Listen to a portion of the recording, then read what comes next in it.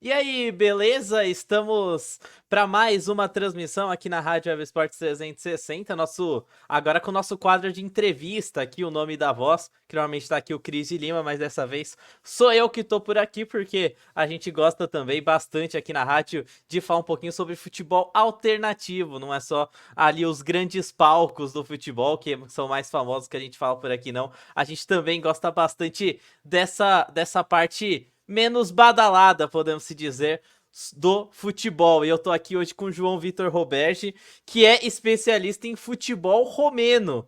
Então, vou dar aqui meu bom dia para ele também, para ele falar um pouquinho sobre ele, como é que foi essa carreira, falar um pouquinho sobre ele, que também é jornalista, né? Isso aí, muito obrigado, Rian, pelo convite. É um prazer estar falando contigo. Bom, me apresentando um pouquinho, né? Eu sou jornalista formado na Universidade Federal de Santa Catarina em 2016. Hoje eu trabalho no jornal O Município, em Brusque, Santa Catarina, cobrindo esporte local, cobrindo o Brusque Futebol Clube, inclusive, nas competições, e também o Clube Atlético Carlos Renault, aqui da nossa cidade, outros campeonatos, enfim, outros esportes. E eu tenho essa ligação com a Romênia, né? O meu trabalho de conclusão de curso foi um documentário chamado Craiova versus Craiova, que conta a história do Universitatea Craiova, que é um dos maiores clubes do país lá. Em 2017 eu também publiquei o livro Futebol, Aventuras, Tristezas e Alegrias Romenas, que conta um pouquinho da história do futebol romeno e também da minha experiência lá. Em 2022 eu publiquei o livro As Quatro Cores e o Impossível, que é um apanhado aí da história do Brusque Futebol Clube. No mais é isso. Esse seria o para começar, assim.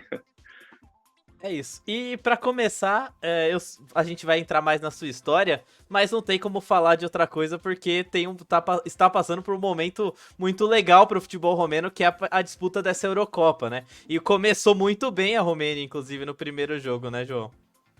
Foi fantástico, né, Rian? O pessoal lá na Romênia tá festejando essa vitória até agora. A gente tá gravando aqui na manhã de sábado, né? Então teremos um jogo decisivo aí contra a Bélgica, em que tudo pode acontecer. Mas essa estreia na Eurocopa foi excelente, né? Ninguém esperava que fosse vencer a Ucrânia, muito menos com 3-0, com certa autoridade, né? Apesar de ter bem menos posse de bola, se for olhar os melhores momentos, quem levou mais perigo foi, de fato, a Romênia, que mereceu. E é um momento histórico mesmo para o futebol de lá. Foi só a segunda vitória em grandes competições, em grandes competições não, perdão, em Eurocopa foi apenas a segunda vitória e foi a maior vitória em grandes competições, né? Considerando o tamanho de placar. Então, o pessoal lá está muito empolgado. Já está inclusive batizada essa geração dessa Eurocopa, já está batizada pelo próprio treinador, né? Porque se antes a gente tinha a geração de ouro ali dos anos 90, agora tem a geração de alma, como o técnico Eduardo Jordanesco apelidou, e todo mundo está comprando a ideia. Isso só com um jogo de Eurocopa, né? Então, para ver qual que é o peso dessa vitória, desse desempenho inicial da Romênia. É isso, foi um 3-0 sobre a Ucrânia, impressionante mesmo nessa estreia. Mas então, falando um pouquinho mais sobre a sua história, né? De onde surgiu essa paixão pelo futebol romeno? Porque não é tão comum assim a gente ouvir falar tanto sobre o futebol romeno, né? E você, inclusive, produz muito conteúdo, é muito legal. Inclusive, depois a gente deixa aqui também, a gente deixa na descrição, vou colocar aqui também o seu arroba pro pessoal te seguir lá nas redes sociais, porque você produz um conteúdo muito legal. E sobre o futebol romeno, que não é nem um pouco comum, usual, assim, pra gente que não acompanha tanto o futebol fora ali das 5 grandes ligas, talvez 6 ou 7 se você colocar ali Holanda, Portugal, que também são bastante conhecidos. Mas de onde surgiu essa paixão pela Romênia e também pelo futebol, né? Pois então, é uma história que começou muito por acaso, muito do nada. Eu não acredito não sei se dá para acreditar em coisa de destino assim, mas foi um total acaso. Eu era criança, fui na casa de um amigo que era praticamente meu irmão, assim, a gente vivia um na casa do outro e ele sempre me apresentava as coisas novas, os jogos, os brinquedos, então a gente estava sempre em contato ali e ele estava jogando Futebol Manager, era 2006 o ano, eu tinha 12 anos, ele 14, E ele, sei lá, a gente não sabe por quê. Ele também, se for perguntar, ele não sabe. Ele tava jogando no campeonato da Romênia. Aí tinha uma época que ele tava com o Dinamo Bucareste, que o nome era Din Bucareste, ele achava esse nome engraçado. E jogava e me contava dos jogadores que ele tinha. E aí teve uma vez que ele tava com esse Universitatea Craiova. E aí a gente achava o nome também diferente, esquisito e tal. Só que eu sempre gostei muito de clubes estrangeiros, de conhecer países, assim, né? De estudar sobre países desde criancinha, saber nome de bandeira, de capital, essas coisas. E aí eu comecei a me interessar mais por esse time, pesquisando já mesmo naquela época. Então e comecei a criar uma identificação. Eu começava a tentar conferir as tabelas, ia no site oficial do time sem entender absolutamente nada, site que na época era feio, que era só um negócio. E aí eu fui descobrir anos depois que esse time tinha acabado, né?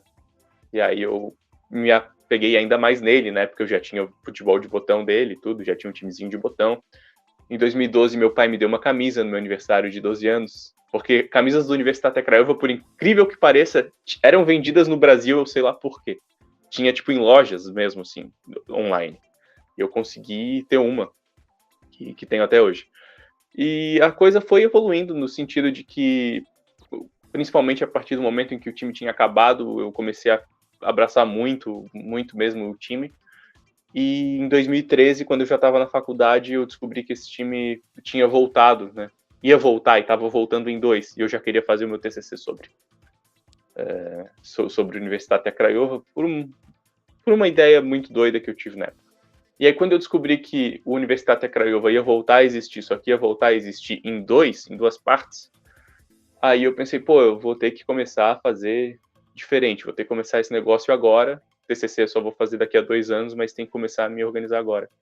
E aí eu comecei a estudar cada vez mais o futebol romeno de fato. Criei o blog O Craiovano, ali em julho de 2013, e comecei a tentar ler a imprensa de lá, acompanhar tudo cada vez mais. Então, se eu já gostava daquele time, se eu já conhecia alguns jogadores, se eu já conhecia a história, agora o negócio começou a expandir muito mesmo. Assim.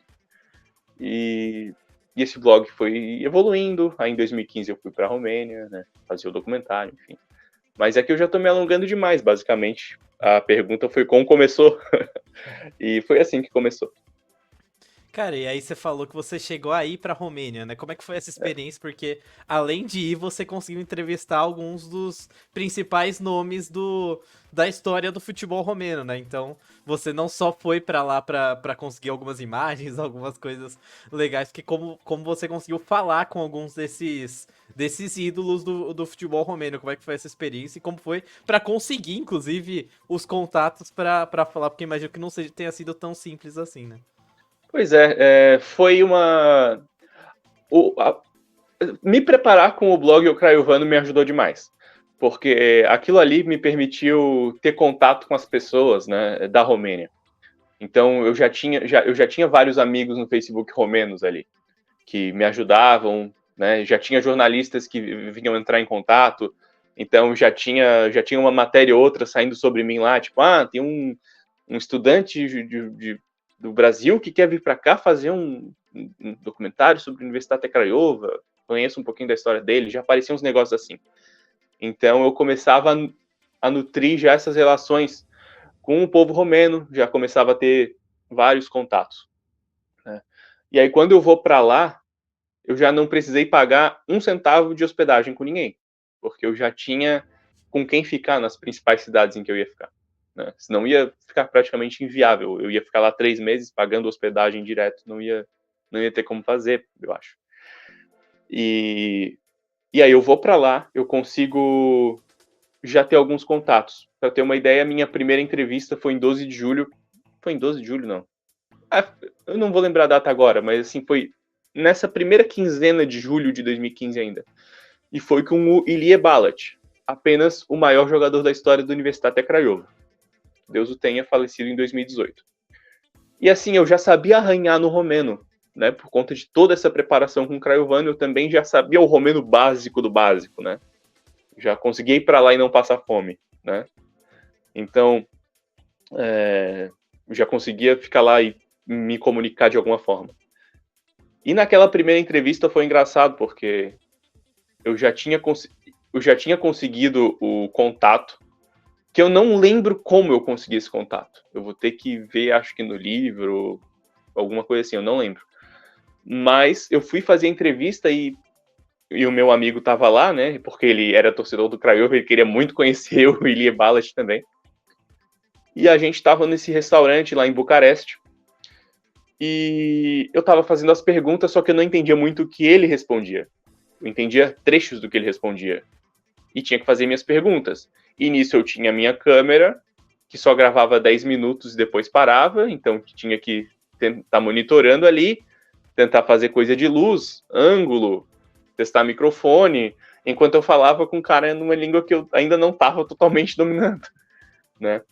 E o que foi engraçado é que eu pensei, depois que acabou a entrevista, eu pensei, cara, talvez eu vou precisar de mais um gasto para fazer alguém traduzir tudo isso, né? Porque se eu não estou entendendo tudo que as pessoas estão falando, vai me complicar para fazer documentário depois. Você Na fez todas verdade, as entrevistas em romeno? só uma que eu fiz em inglês, se eu não me engano, porque a gente já estava falando inglês meio que ao natural, e aí quando a gente começou a conversar foi em inglês mesmo, foi com um jornalista. E uma foi com um brasileiro, que jogava no Universidade Craiova da época, então. Mas no decorrer da minha viagem para lá, eu fui reassistindo e fui começando a entender. Então, em outubro, quando eu estava voltando para o Brasil, eu já entendia tudo. Toda a entrevista, todo o áudio. Por causa da minha vivência e do aprendizado da língua que eu tive lá, né? Nessa imersão que foi há 3 meses lá. Então foram 30 entrevistas. Entrevistei o Hadi, né? Que também foi a parte do documentário, mas surgiu a chance e eu peguei. Então teve tudo isso. É o tipo de oportunidade que principalmente um jornalista não pode perder, né? Uma entrevista Não. com o rádio é o tipo de coisa que não dá pra né, falar não e falar É? não, na próxima eu faço esse tipo de coisa, porque Não. ainda mais. Um guri de 21 anos, estudante de jornalismo, tá fazendo TCC, vem um cara, né? Um cara como o Hadi tá ali. Pô, tu tem que tentar, né? Não tem É como. isso, é isso. E aí você consegue, você termina seu TCC, né? Você passa esses 3 meses lá na Romênia, e aí você volta, você publica o livro, né? E aí seu TCC é esse livro. E aí como é que Aí é foi que esse tá. processo? Aí é que tá. O TCC foi documentário. O Foi TCC foi o documentário. próprio documentário. Lá Caraca. na UFSC a gente tem a liberdade de fazer um, um TCC prático, né? Então tem gente que faz livro-reportagem, tem gente que faz grandes projetos de jornalismo online com sites e tudo mais, né? Web design. Tem gente que vai focar mais na parte de rádio, documentários em rádio, botões multimídia. Muita gente faz documentário. E aí eu fiz documentário. Só que aí ele tem anexado a ele todo um relatório técnico, né? Uma justificativa teórica, tem que fazer todo um embasamento ali para que o documentário saia, para que o documentário seja validado, né? Seja originado e validado. Mas o livro foi depois. O livro foi uma oportunidade que eu tive em 2017, que um editor chamado Igor Serrano veio me convidar e falou: "Ô, tu tens uma história massa, o que tu acha?" Aí eu, tá, vamos. E aí eu fiz esse livro em 2017. Foi 1 ano e meio de eu ter saído da Romênia. Caraca, eu achava que era o livro era já o seu TCC, então você fez um documentário, tá disponível aqui no YouTube, e onde que tá disponível pro pessoal acessar também? Tá disponível no YouTube. Eu tô percebendo agora com as questões ali das redes que o pessoal procura no YouTube e só tá achando a versão em romeno. E aí depois eles vêm falar, pô, tu tá de palhaçada, faz essa propaganda e não tem legenda nesse negócio. Mas é que foi o seguinte, eu fiz 3 versões. Tem uma com legenda em português, toda voltada para falantes de português. Tem uma só em romeno, em que aí eu faço a locução do off em romeno também. E aí tem uma em que eu legendo tudo em inglês. Então, se for no canal O Craiovano, né, procura, sei lá, Craiova versus Craiova, achou a versão em romeno. Vai ali no canal, se for em playlists, tem as 3 versões ali. Eu sei lá o porquê que aconteceu esse shadow ban da versão em português, é que a em romeno tem muito mais visualizações, né? Talvez por isso. Mas tá lá. Tá lá no canal do YouTube O Craiovano. Se procurar, tá ali. Craiova versus Craiova, o documentário. Ah, perfeito. Então o pessoal pode acessar também, pode assistir aqui pelo YouTube. E aí você continua hoje acompanhando o futebol romeno, né? Você tá inclusive produzindo conteúdo. Como surgiu a ideia de produzir esses conteúdos sobre o futebol romeno? Porque você não faz só falando como é que foi a rodada do Campeonato Romeno, né? Você conta muita história, você traz questões históricas de como funcionou, como funcionou, algumas curiosidades. Como surgiu essa ideia de produzir no Instagram e no TikTok, né? Que você mais acaba produzindo. Como é que surgiu essa ideia e como você desenvolveu essa ideia? E já tem um público, né? Assistindo seus vídeos em português também, já sobre futebol romeno. E é um nicho muito, muito legal que você tá criando nas suas redes, né? Pois então, foi uma história. é, foi complicado, assim, porque eu tinha o blog O Craiovano, né? Que ele dura de 2013 a 2015. Só que ele era um blog. O objetivo final dele era o documentário, né? Por mais que ele tivesse tido, na época, um certo tamanhinho ali do qual eu pudesse me orgulhar. Mas eu parei de fazer ele depois, porque eu tava meio que cansando dele, assim. Só que aí depois as coisas foram acontecendo, eu fiz o TCC. Ali em 2017, já depois de formado, eu tentei voltar com ele, voltei por um tempo, acho que cerca de um ano. E aí depois eu saí de Florianópolis, né, e vim morar em Brusque.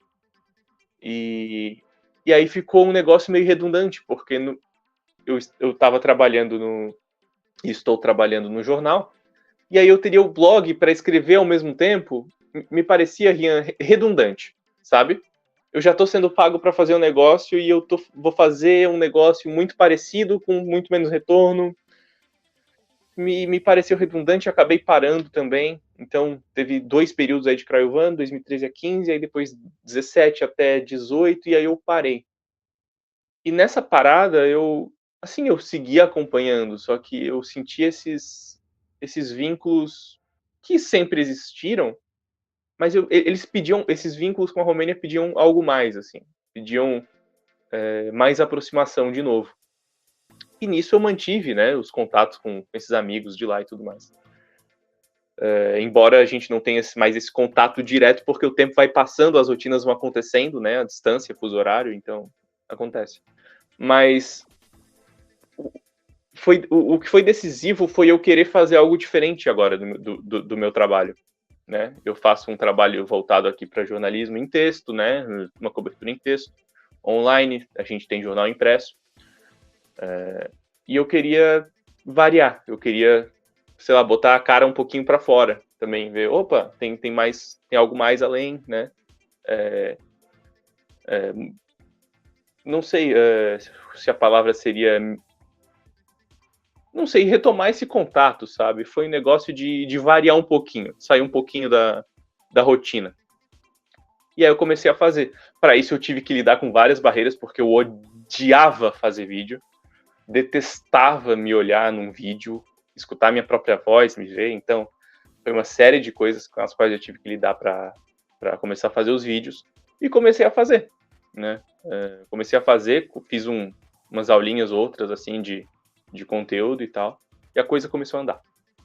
E eu não esperava jamais que ia ter, porque tem seguidor romeno, de um influencer chegou a me divulgar uma hora, aí eu tinha 1.000 seguidores no TikTok, foi para 3, 4, aí a coisa foi indo, e agora tá assim, em tamanho, né, assim, pô, eu falo de futebol romeno, no TikTok acho que tá com 9.000 seguidores.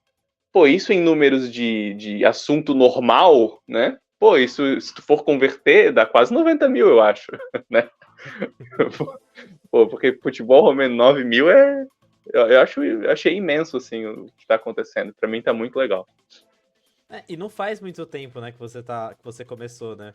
a produzir esse conteúdo e já tem um público legal. Você vai criando esse nicho, né, de pessoas que curtem o seu. Talvez a maioria, eu imagino que nem não acompanhassem já propriamente futebol romeno, mas vai criando esse carinho porque vai recebendo o tipo de informação, porque você não liga nos principais sites de notícias e vê lá uma notícia sobre o que tá rolando no futebol romeno, né? Então isso, além de tudo, é um diferencial, né, que você tem aí nas suas redes, né?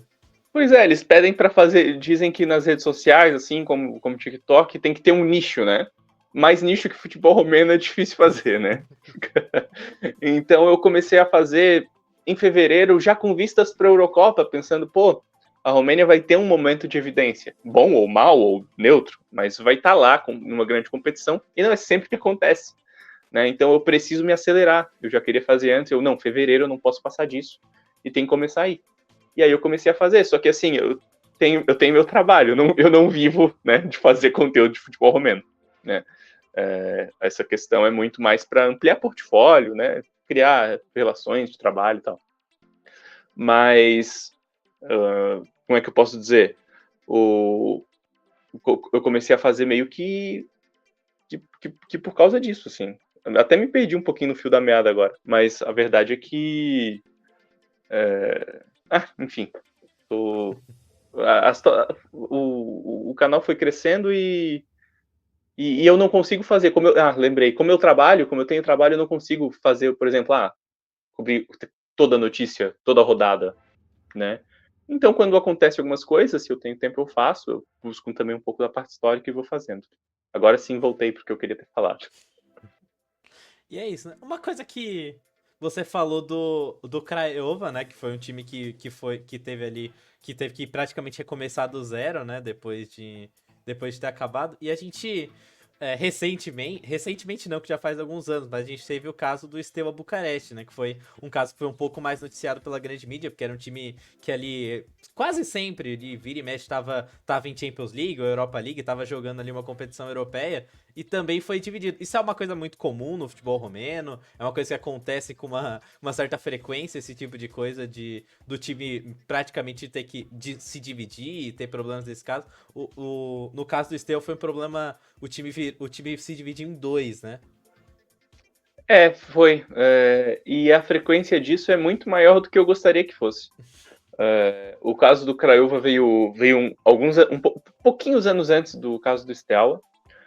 E eles acontecem sim. Já aconteceu com o Rapid, já aconteceu com o Craiova, já aconteceu com o Steaua. O Dinamo tem um caso parecido, só que ele não tem a questão do conflito em si. É uma divisão um pouco mais estranha, diferente, nas quais as conversas são muito mais amigáveis. Antes de todos esses, teve a questão da Politécnica Timișoara, que é um caso que nem eu entendo tanto assim, e olha que eu já procurei sobre, mas é clube que muda de nome, que volta e vai, e tem essas questões. Já aconteceu com o Brasov, acontece bastante mesmo. E o motivo principal que eu vejo para isso é como foi feita a legislação a partir da derrubada do socialismo lá, porque tu sai de um país para um país novo e os clubes que eram do Estado, eles começam a ser privatizados meio à moda, assim, né? Até um dos meus entrevistados lá no documentário, ele fala, não tinha esse negócio de documento, se assinava coisa no guardanapo, assim, era um negócio, sabe, era, claro, na maneira de falar, né, mas assim, era uma zona, né. Amador, né?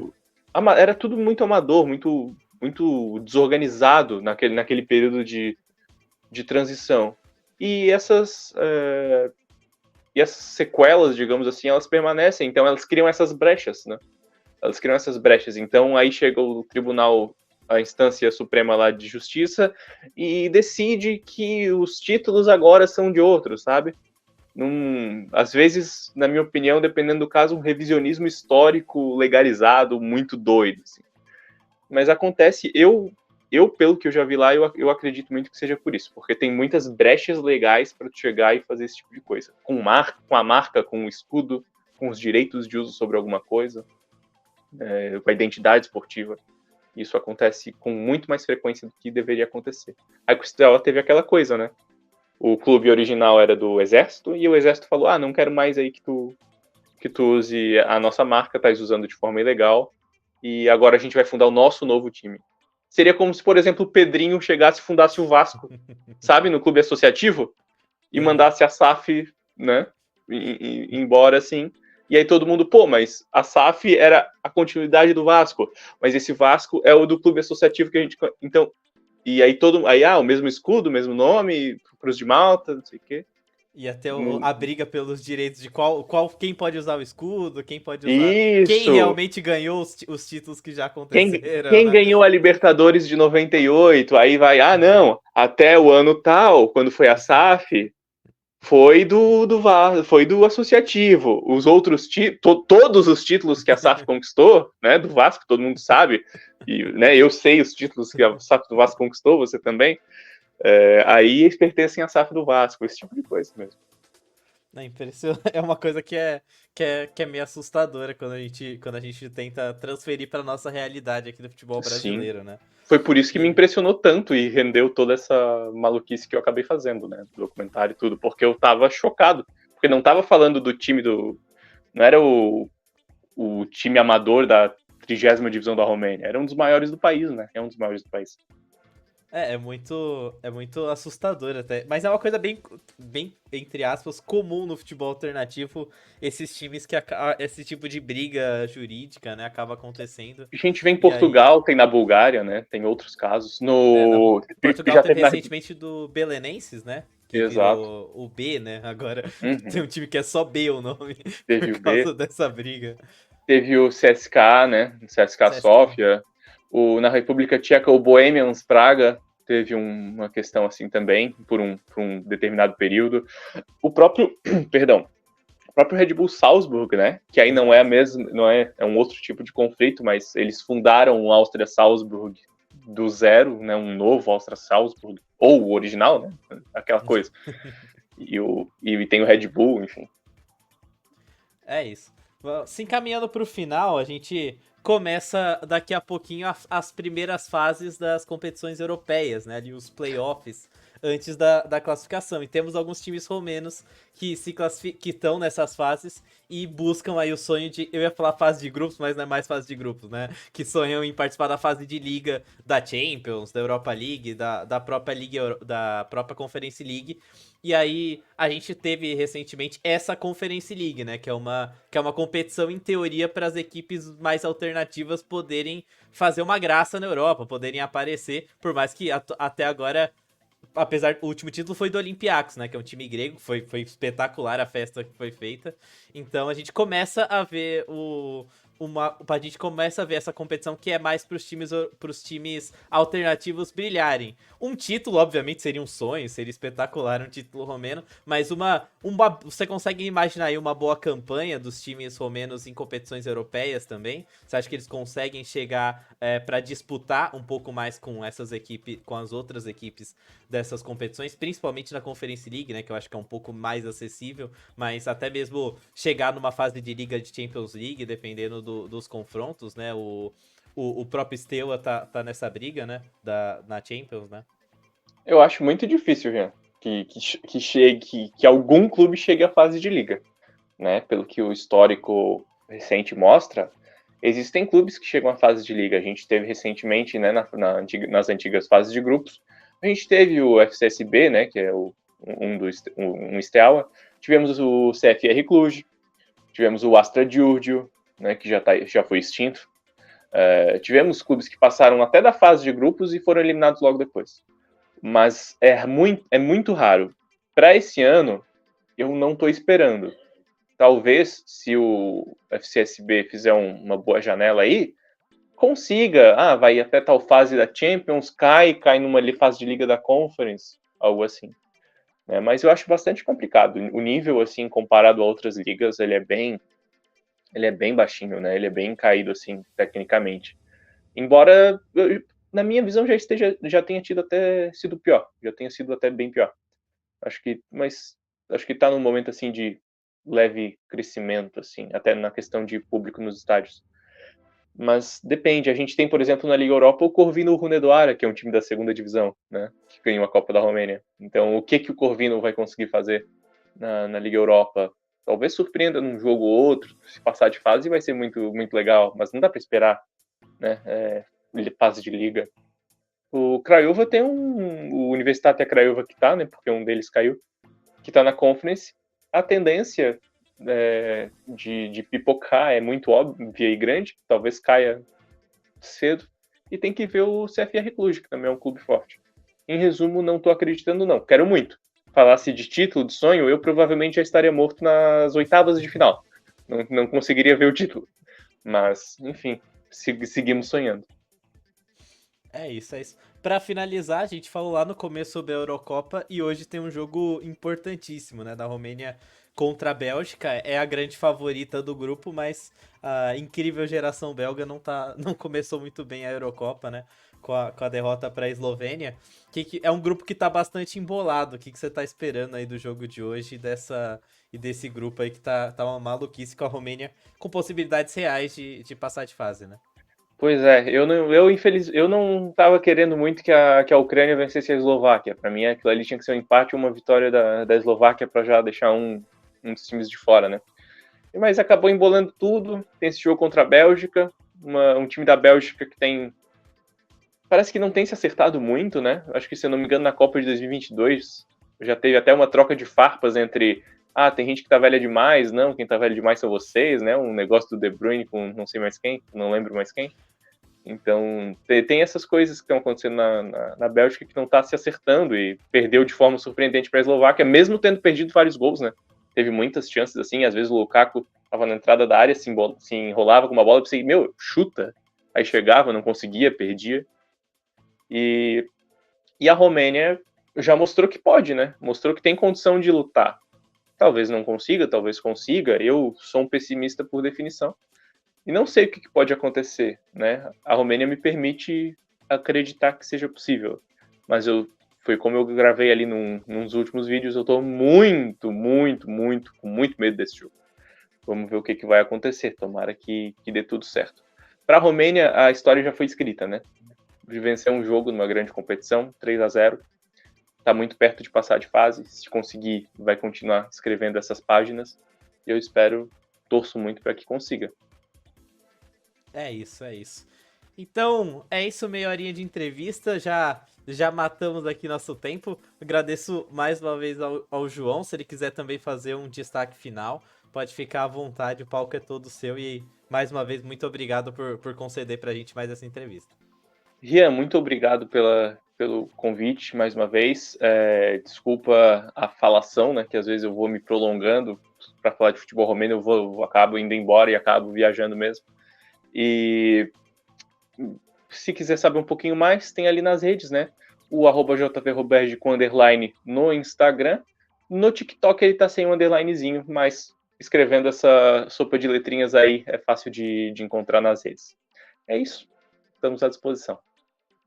É isso, obrigado mais uma vez ao João. Esse foi mais O Nome da Voz aqui na tela da Rádio Web Sports 360. Agradeço mais uma vez a todo mundo que acompanhou até aqui. Mais uma baita entrevista. A gente fica por aqui e até a próxima.